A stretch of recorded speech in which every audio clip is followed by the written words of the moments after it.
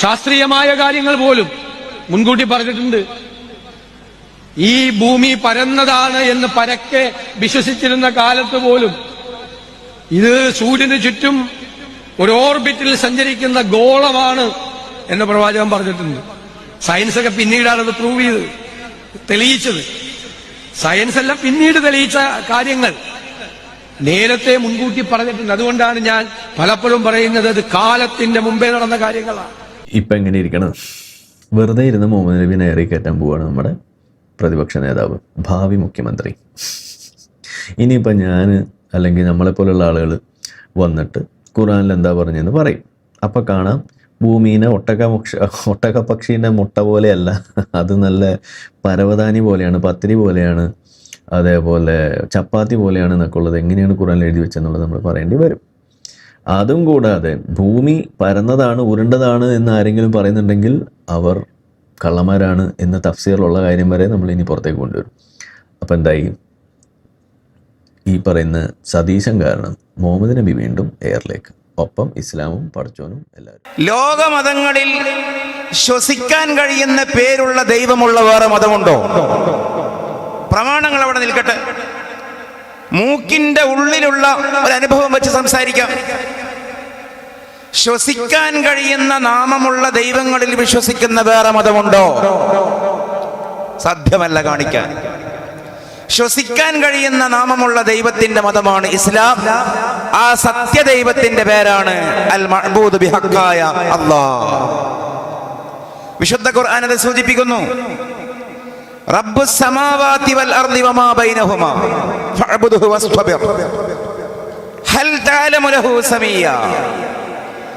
ഇമാം ഖുർത്തുബി റഹിമഹുല്ലാഹ് ഹൽ തഅലമു ലഹു സമീയൻ, ഇതൊരു ചോദ്യമാണ്. അല്ലാഹുവിന് ഒരു സമനാമക്കാരനെ നിങ്ങൾക്ക് കാണിക്കാൻ കഴിയുമോ എന്നാണ് ഖുർത്തുബി ഇമാം അതിന് തഫ്സീർ ചെയ്തത്. എന്ന് പറഞ്ഞാൽ സമീ എന്ന വാക്കിന് തുല്യൻ എന്നൊരർത്ഥമുണ്ട്. കഴിവിൽ തുല്യൻ, ആശയത്തിൽ തുല്യൻ, പല നിലകളിൽ തുല്യൻ. ആ തുല്യതയുടെ കൂട്ടത്തിൽ ഇങ്ങനെയും ഒരർത്ഥം വെച്ചു.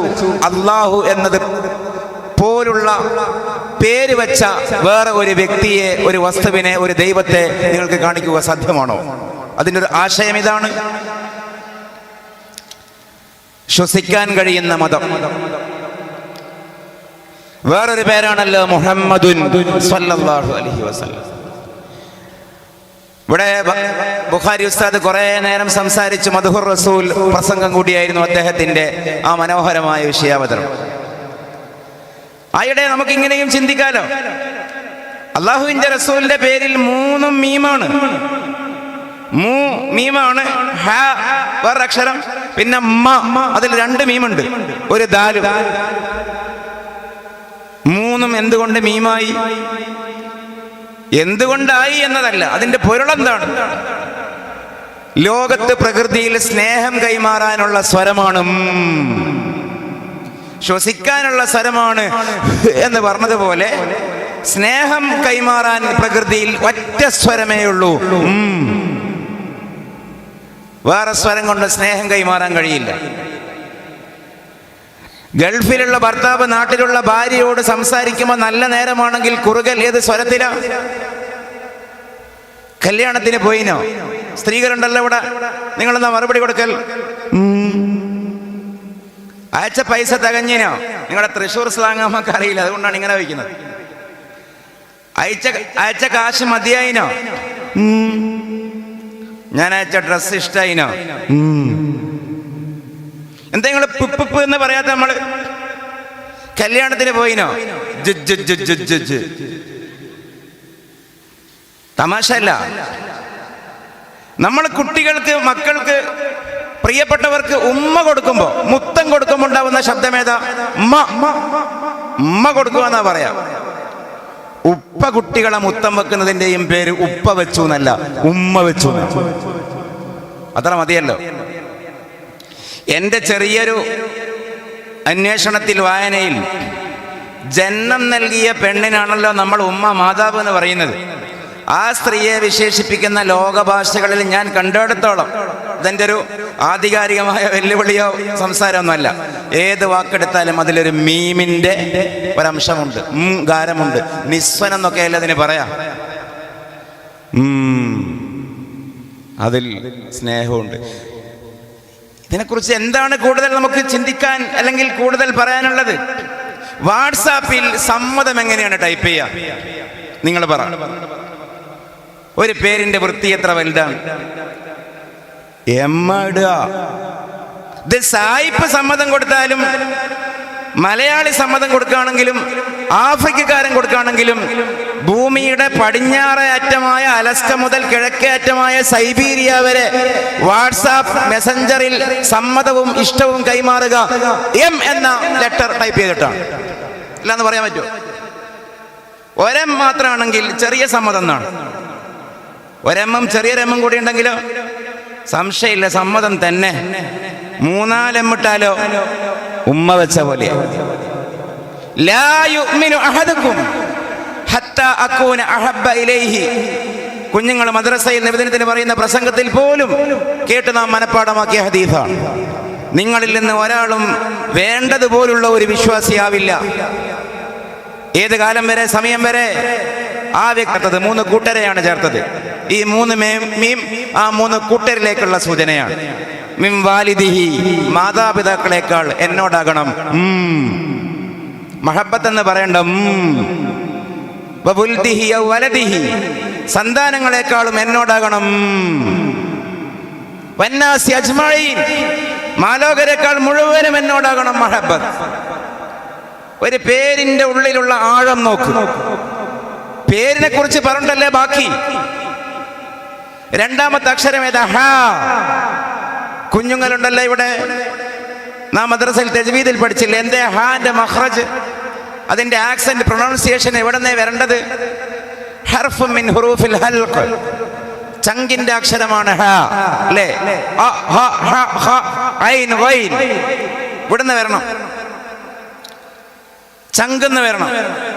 എന്താ പുതിയ കുട്ടികള് ഫേസ്ബുക്കിൽ പറയാം? ചങ്ക് ബ്രോ, ചങ്ക് സിസ്. ചങ്ക് പ്രതിബദ്ധതയുടെ, സ്നേഹത്തിന്റെ ഒരു പ്രതീകമാണ്. എന്റെ ചങ്കിൽ ചോരയുള്ള കാലത്തോളം അങ്ങനെയായിരിക്കും. അപ്പൊ പ്രതിബദ്ധതയുടെ പ്രതീകമായ ചങ്കിൽ നിന്ന് പുറപ്പെടണം ഈ അട്ടിക്ക് വെച്ച, അടരാക്കി വെച്ച മുഹമ്മദീയ മഹബത്ത് സല്ലല്ലാഹു അലൈഹി വസല്ലം. ഈ ഹാക്കുണ്ടൊരു സൗന്ദര്യം. അത് ശീതളച്ഛായയിൽ നിന്ന് പുറപ്പെടുന്ന ഒരു കാറ്റ് പോലെ അതിമനോഹരമാണ്.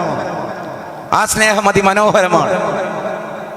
പിന്നെ വരുന്നുണ്ട് ഒരു ഇന്നല്ലാഹ ഹമീദും മജീദ് എന്നോദിയാൽ ഉസ്താദ് സമ്മതിക്കില്ല.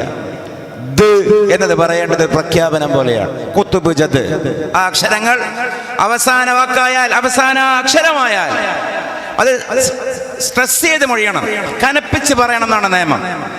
മുഹമ്മദ് സല്ലല്ലാഹു അലൈഹി വസല്ലം. പ്രണയമുണ്ടായി, അതിൽ പ്രേമമുണ്ടായി, പ്രഖ്യാപനമുണ്ടായി, പ്രതിജ്ഞയുണ്ടായി, പ്രതിബദ്ധതയുണ്ടായി, സകലതമുണ്ടായി ആ പേരിൽ. വാസ്തവത്തിൽ ഈ ദീനിന്റെ സൗന്ദര്യം മനസ്സിലാക്കാൻ ശ്വസിക്കുന്ന വായുവിൽ അലിയുന്ന അല്ലാഹു മതി, ഉമ്മ വെക്കുന്ന ശബ്ദമായ മൈര മുഹമ്മദും മതി സല്ലല്ലാഹു അലൈഹി വസല്ലം. മനുഷ്യന്റെ വൈകാരിക താരള്യങ്ങളെ സ്വാധീനിക്കുന്ന 2 പേരുകളാണ്. ഇതേപോലെ കോർവയുള്ള, ചേരുവയുള്ള, സന്ധ്യക്ക് സിന്ദൂരമായ ഒരു ദൈവവും ദൈവദൂതനും ലോകമതങ്ങളിൽ കാണിക്കുക സാധ്യമാണോ? സംവാദാത്മകമായിട്ട് മാത്രമാണ് ആലോചിക്കുന്നത്, പരാക്ഷേപ ശബ്ദമല്ല. ഞാനത് കറങ്ങി പറയുകയല്ല. ഇനി നോക്കൂ, ഒരു ആത്മവിശ്വാസത്തിന്, പിന്നെ ഉസ്താദ് പറഞ്ഞ പോലെ നമുക്കതിലേക്ക് വരാം. അള്ളാഹു ഇത്രയും വലിയ ശരിയാണല്ലോ. വിശുദ്ധ ഖുർആനിലുള്ള നമ്മുടെ വിശ്വാസം ശരിയാണെന്നുള്ളതിൻ്റെ ഒരു ഉദാഹരണം ഞാൻ ഉസ്താദുമാരോടോ പണ്ഡിത വിദ്യാർത്ഥികളോടോ അല്ല, സാധാരണക്കാരെന്ന് പറയുന്നത് ചെറുതാക്കാനുമല്ല. സാധാരണക്കാർക്ക് ചിലപ്പോൾ പണ്ഡിതന്മാരെന്ന് പറയപ്പെടുന്നവരെക്കാളും ഇൽമുണ്ടാകും. എങ്കിലും പൊതുവെ പഠിക്കാൻ അവസരം കുറവായിരിക്കുമല്ലോ. അവരോട് സൂചിപ്പിക്കട്ടെ, എന്തെങ്കിലും നമ്മളും അറിഞ്ഞിരിക്കൽ പൊതുവെ നിർബന്ധമാണ്. ഈ കാലഘട്ടത്തിൽ എന്തായാലും നിർബന്ധമാണ്. ഒരൊറ്റ ഉദാഹരണം ഞാൻ പറയാം. 2025 പ്രസക്തമായത് ഞാൻ പറയുന്നുള്ളൂ. 100 കണക്കിനുള്ളതിൽ ഒന്ന്. അപ്പൊ നമുക്ക് ഈജിപ്തിനെ കുറിച്ച് അറിയാം. ഞാൻ വരേണ്ട ചർച്ചയിലേക്ക് മടങ്ങുകയല്ല, പെട്ടെന്ന് തിരിച്ചു വരാം. ടൂറ് പോകുന്നുണ്ടല്ലോ ആൾക്കാർ. അവിടെയുള്ളതിൻ്റെ പ്രത്യേകത എന്താ? പിരമിഡുകൾ. ആ പിരമിഡൊക്കെ ചിലപ്പോൾ കാലപ്പഴക്കം കൊണ്ട് നശിക്കും, നുരുമ്പും അതിൽ നിന്ന് പലതും പുറത്തു വരും. അപ്പോൾ പഴയ കാലത്ത് ഈജിപ്ത് ഭരിച്ച രാജാക്കന്മാരുടെ അല്ലെങ്കിൽ അരിസ്റ്റോക്രാറ്റിക് ഫാമിലീസ്, രാജകുടുംബത്തിൻ്റെ ആൾക്കാരുടെ ഡെഡ് ബോഡീസ് ഉപയോഗിച്ച ഓർണമെന്റ്സ്, വസ്ത്രങ്ങൾ, അതൊക്കെ അടക്കം ചെയ്ത ബോക്സാണ് ഇതിൻ്റെ ഉള്ളിലുള്ളത്. അപ്പോൾ ആർക്കിയോളജിക്കൽ സർവേക്കാർക്കൊരു രീതിയുണ്ട്, അവരുടെ ഒരു പരിപാടി. എന്താ? ആ താളിയോലയിൽ എഴുതപ്പെട്ട ലിപി ഇന്നത്തെ ഭാഷയിലേക്ക് മാറ്റുക. നേരത്തെ ഇവിടെ നേഗസ് രാജാവിൻ്റെ ഭാഷ പറഞ്ഞല്ലോ ബുഖാരി ഉസ്താദ്. അന്നത്തെ ഈജിപ്തിലെ ഭാഷ ഹീറോഗ്ലിഫിക് ലാംഗ്വേജ് എന്ന് പറഞ്ഞാൽ ചതുരം, വൃത്തം, ത്രികോണം, നുക്കൂഷുകളാണ്. അതിനെ അറബിയിൽ നിന്ന് അല്ലെങ്കിൽ ആ ഹീറോഗ്ലിഫിക്കിൽ നിന്ന് ഇംഗ്ലീഷിലേക്ക് മാറ്റുക എന്ന് പറഞ്ഞാൽ വലിയ സാഹസമുള്ള ജോലിയാണ്. അങ്ങനെ മാറ്റാൻ കഴിയുന്നതൊക്കെ ക്രോഡീകരിക്കുന്ന ഒരുപാട് പുസ്തകങ്ങളുണ്ട്, സൈറ്റുകളുണ്ട്. ജസ്റ്റ് നിങ്ങൾക്ക് ചെക്ക് ചെയ്യാൻ താല്പര്യമുണ്ടെങ്കിൽ പിരമിഡ് അട്രൻസ് എന്ന് മാത്രം ടൈപ്പ് ചെയ്താലും ലിങ്ക് ഒരുപാട് സൈറ്റുകളിലേക്ക് പോകും. കൂട്ടത്തിൽ നോക്കൂ, പിരമിഡ് അട്രൻസ് 1365 വേഴ്സ് നമ്പർ 553. ആ അക്കത്തിൽ നേരിയ മാറ്റമുണ്ട്. അതിൻ്റെ PDF-ഉം സൈറ്റ് ലിങ്കൊക്കെ ഇവിടെ ഉണ്ട്. അതെന്താണെന്നറിയോ? അത് the sky will weep for thee, the earth will tremble for thee, the most awaited one. ഇതാണ്. എന്താ അതിൽ ഇത്ര വലിയ അത്ഭുതം? അത് പറയുന്നത് ഈജിപ്ത് ഭരിച്ചിരുന്ന രാജാക്കന്മാരെ കാലഘട്ടം, അതിൽ പെട്ട രാജാവാണ് കലീമുല്ലാഹി മൂസ അലൈഹിസ്സലാമിന്റെ കാലത്തുണ്ടായിരുന്ന നമ്മൾ ഫിർഔൻ എന്ന് പറയുന്ന ഫറോഹ റംസീസ് രണ്ടാമൻ, ഓസിമാൻഡിയോസ്. ഇസ്ലാമിന്റെ വലിയ എതിരാളിയാണ്, ഭൗതികവാദിയാണ്, നിരീശ്വരവാദിയാണ്. ഇന്നത്തെ നിരീശ്വരവാദത്തിന്റെ ഒന്നാമത്തെ കൾട്ട് ഫിഗറാണ് ഫിർഔൻ. അദ്ദേഹം ആൾ ദൈവതം ചമഞ്ഞു എന്ന് പറയുന്നതിന്റെ താല്പര്യം മൂസ അലൈഹിസ്സലാം പരിചയപ്പെടുത്തുന്ന കാണാത്ത അഭൗതികനായ ദൈവം എന്തിനാ, കാണുന്ന ഞാനുണ്ടല്ലോ എന്ന വാദമാണ്. മെറ്റീരിയലിസ്റ്റ് ദൈവമായിരുന്നു ഫിർഔൻ. ദൈവം ഗോഡ് ഈസ് ഡെഡ് എന്ന ആധുനിക നാസ്തികനായ ഫ്രെഡറിക് നീഷ പറയുന്നതിന്റെ സഹസ്രാബ്ദങ്ങൾക്ക് മുമ്പ് മാത്ത റബ്ബ് മൂസ, ദൈവം മരിച്ചു എന്ന് ആദ്യമായി പറഞ്ഞ മനുഷ്യനാണ് ഈ ഫിർഔൻ. ആ ഫിർഔനോട് കൊട്ടാര കവികൾ പറഞ്ഞ ഡയലോഗാണ് അല്ലെങ്കിൽ ശ്ലോകമാണ് ഈ താളിയോലയിൽ വായിക്കപ്പെട്ടത്. 2017 പോൾ റാവറ്റയാണ് വായിച്ചത്. എന്താ വായിച്ചത്? ഈ ഫിർഔനോട് കൊട്ടാര കവികൾ പറഞ്ഞു, നിങ്ങളൊക്കെ വലിയ ആളല്ലേ, ഞാൻ മനസ്സിലാവുന്ന രൂപത്തിലാണ് പറയുന്നത്, നിങ്ങളൊക്കെ വലിയ മഹാനല്ലേ, നിങ്ങളൊക്കെ മരിച്ചാൽ ഞങ്ങളൊക്കെ മരിച്ചാലുള്ളത് പോലെയാണോ? ആകാശമൊക്കെ കരയില്ലേ? നിങ്ങൾ മരിച്ചാൽ ആകാശം കരയും, നിങ്ങൾ മരിച്ചാൽ ഭൂമി കരഞ്ഞു വറക്കും. താങ്കളൊക്കെ മരണപ്പെട്ടാൽ താങ്കളെ ജനങ്ങൾ കാത്തിരിക്കും തിരിച്ചു വരാൻ.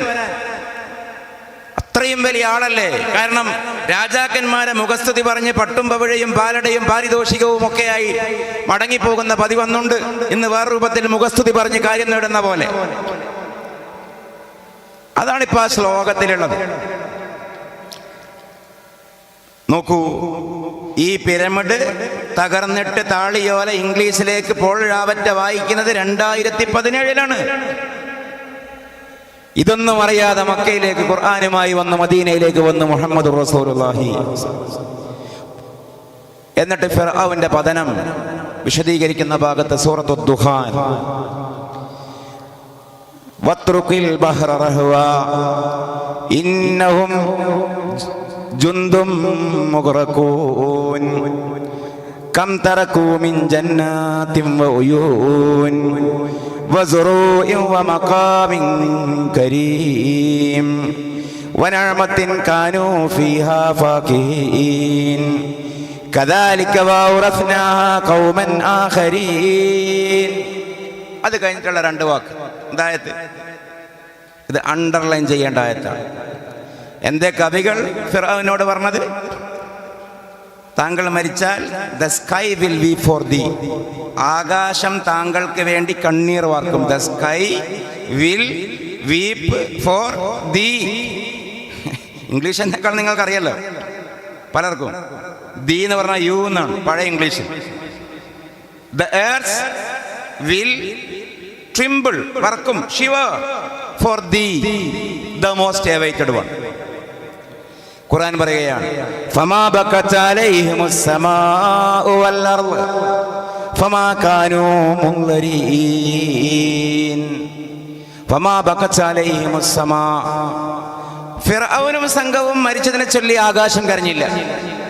ഒരു വാക്ക് എൻ്റെ വകയില്ലേ, ഫമാ ബകത് അലൈഹിം, അവരെ ചൊല്ലി വിലപിച്ചില്ല. അസ്സമാ, ആകാശം. വൽ അർളു, അവരെ ചൊല്ലി വിലപിച്ചില്ല ഭൂമിയും. വമാ കാനൂ മുൻദരീൻ. രണ്ട് തഫ്സീറാണ്. ഒന്ന്, മരണം വന്നപ്പോൾ സാവകാശം ചെയ്ത് കൊടുക്കപ്പെട്ടില്ല, പിന്തിപ്പിക്കപ്പെട്ടില്ല, അപ്പൊ തന്നെ വെള്ളം മൂടി.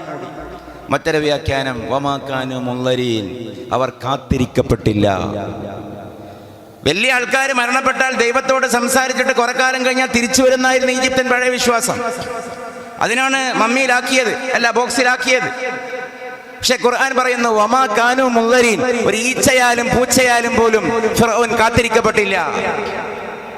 2017 ലോകം ഇംഗ്ലീഷിലേക്ക് മാറ്റിയ ഈ ശ്ലോകം ക്രിസ്തബ്ദം 610ന്റെയും 32ന്റെയും ഇടയിൽ എങ്ങനെയാണ് മുഹമ്മദ് റസൂലുള്ളാഹി സ്വല്ലല്ലാഹു അലൈഹി വസല്ലം വായിച്ചത്? ബാക്കിയൊക്കെ പോട്ടെ, വിശ്വസിക്കണ്ട, ന്യൂട്രലായി ഒരു പഠനം നടത്തണ്ട. ഏറ്റവും ചുരുങ്ങിയത് പൊരുളുണ്ട് ഖുർആനിൽ. ഖുർആനിൽ മാത്രമല്ല, പൂർണ്ണത അല്ലാഹു റസൂൽ രണ്ടും നമ്മുടേതാണ്. നബി സല്ലല്ലാഹു അലൈഹി വസല്ലം ഹദീസും കൂടി നോക്ക്.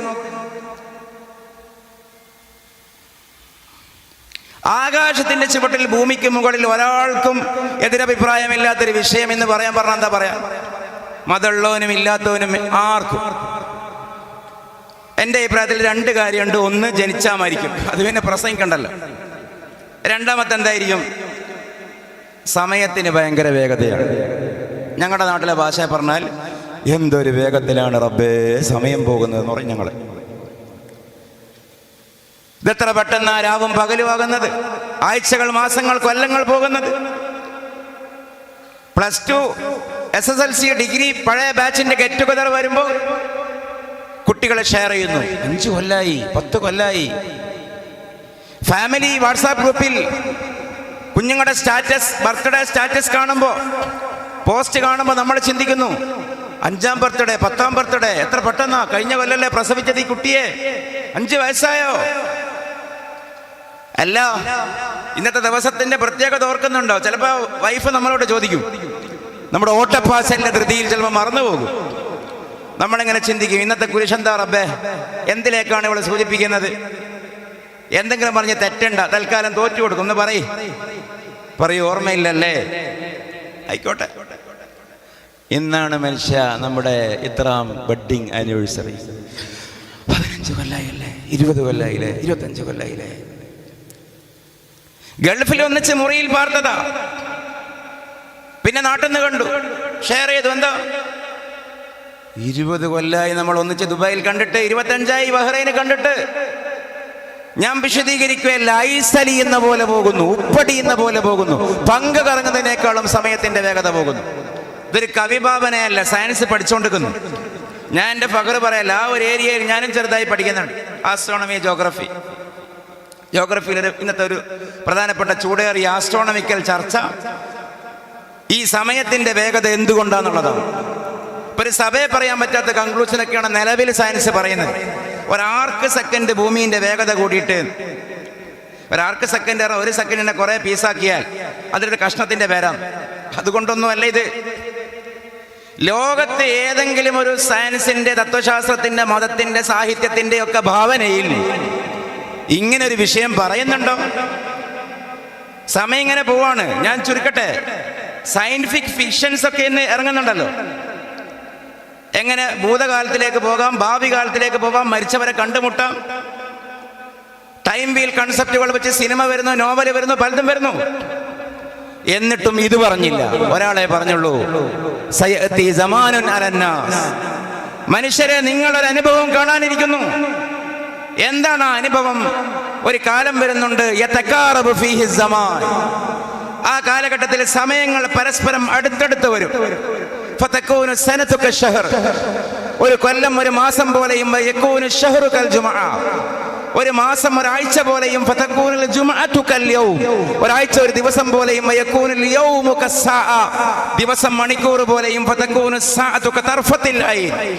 മണിക്കൂർ കണ്ണ് ചിമ്മി തുറക്കുന്ന അത്രയും ചെടുതിയും കടന്നു പോകുമെന്ന് സാദിഖുൽ വഅദുൽ അമീനായ മുഹമ്മദുർ റസൂലുള്ളാഹി സ്വല്ലല്ലാഹു അലൈഹി വസല്ലം. അവിടുത്തെ കാലം പോയി നമ്മൾ തലവെച്ച് തോൽക്കണ്ടേ? എന്താ ഈ പറഞ്ഞത്?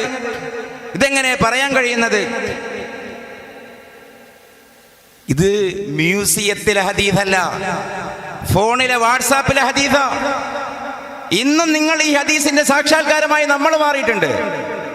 നമ്മളൊരു വോയിസ് കേൾക്കുമ്പോൾ ഇപ്പോഴെങ്ങനെയാ കേൾക്കുന്നത്? നോർമൽ സ്പീഡിൽ ആരും കേൾക്കില്ല. 1.5 ആക്കിയിട്ടാണ്, അല്ലെ *2 2x എന്നൊക്കെ പറയാലോ. ഡബിൾ സ്പീഡിലാണ് കേൾക്കുന്നത്. കേൾക്കാൻ നേരെയില്ല. 1 മിനിറ്റ് കൊണ്ട് കേട്ടിരുന്നത് ഇന്ന് അര മിനിറ്റ് കൊണ്ടും 1/4 മിനിറ്റ് കൊണ്ടും കേൾക്കുന്നു. യൂട്യൂബിലേക്ക് പോയി പ്ലേ ചെയ്യുന്ന വീഡിയോക്ക് നോർമൽ സ്പീഡ്. നമുക്ക് സമയം ലാഭിക്കണം. അവര് ഓപ്ഷൻ കൊടുത്തു, പ്ലേ സ്പീഡ് നോർമൽ 1.25, 1.05, 1.75 × 2 ഇരട്ടി സ്പീഡ്. 1 മണിക്കൂർ കൊണ്ട് കേൾക്കാൻ പറ്റുന്നത് അരമണിക്കൂർ കൊണ്ട്. നടാനുള്ള തെങ്ങ് തൈക്കും വാഴത്തൈക്കും വേണ്ടി നഴ്സറിയിൽ പോയി. എന്താ നഴ്സറിക്കാരൻ പറയുന്നത്? ഈ തെങ്ങെടുത്തോളൂ, 3 കൊല്ലം കൊണ്ട് തേങ്ങ കായ്ക്കും. 12 കൊല്ലം കായ്ക്കേണ്ടത് 3 കൊല്ലം കൊണ്ട് കിട്ടും. ഈ വാഴയെടുത്തോളൂ, 3 മാസം കൊണ്ട് കൊലകൊത്താം, കായ കൊത്താം. 1 കൊല്ലം കൊണ്ട് കായ്ക്കുന്നത് 3 മാസം കൊണ്ട്. ഈ കോഴ്സ് പഠിച്ചോളൂ, വിദ്യാഭ്യാസ സ്ഥാപനത്തിന്റെ മേധാവി. മറ്റേത് നിങ്ങൾ 12 കൊല്ലം കയ്യിലും കുത്തി നടക്കണം. ഇത് 2 കൊല്ലം കൊണ്ട് പ്ലേസ്മെന്റ് ഓഫർ. UK-യിൽ, ബ്രിട്ടനിൽ, കാനഡയിൽ, അമേരിക്കയിൽ ഇങ്ങോട്ടേക്ക് വന്നോളൂ. ബാങ്ക് മാനേജറിന്റെ വക നിങ്ങളുടെ ഇൻവെസ്റ്റ് ഇവിടെ ചെയ്തോളൂ. 2 വർഷം കൊണ്ട് നിങ്ങൾക്കുമാകാം കോടിപതി. എവിടെയും ടൈം സ്പീഡിൽ പോവുകയാണ്, അതിവേഗതയിൽ പോവുകയാണ്. 3 പെരുന്നാളുകൾക്ക് മാത്രം ഷോപ്പിംഗ്, 2 പെരുന്നാളുകൾക്ക് മാത്രം ഷോപ്പിംഗ് നടത്തിയ നമ്മൾ ആഴ്ചതോറും ഷോപ്പിംഗ്. എന്തേ അതിന്റെ പരോക്ഷാർത്ഥം?